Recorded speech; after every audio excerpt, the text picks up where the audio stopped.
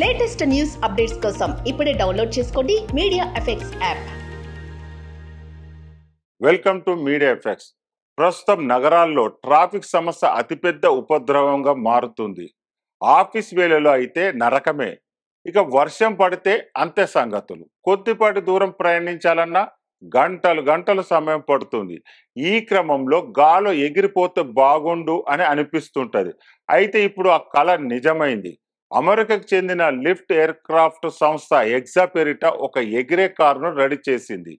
జపాన్లోని Tokyo convention సెంటర్లో జరిగిన సాంకేతిక వస్తు ప్రదర్శనలో గాలో ఎగిరే 16 రెక్కల కారు ప్రత్యేక ఆకర్షణగా నిలిచింది. ఇది చూడడానికి అతిపెద్ద డ్రోన్లా కనిపిస్తుంది, కానీ ఈ కారులో కూర్చొని హాయిగా ఎగిరి వెళ్ళిపోవచ్చు. 10-12 మీటర్ల ఎత్తులో ఈ కారు నడుపుతూ అందులో ఉన్న వ్యక్తి అందరికీ అభివాదం చేస్తూ విహరించాడు. భవిష్యత్తు తరాల పైలట్ అవసరం లేకుండా గాల్లో సులభంగా ప్రయాణించవచ్చని ఈ ఎగ్జాక్ట్ కారు నిరూపించింది.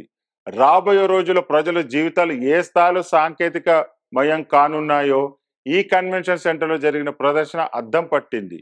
ఈ ఎగిరే ఎగ్జాక్ట్ కారు విశేషాలు పరిశీలిస్తే, ఈ కారు వెడల్పు 4.5 మీటర్లు, అలాగే ఎత్తు 2.6 మీటర్లు, 196 కిలోల బరువు ఉంటుందని కంపెనీ తెలిపింది.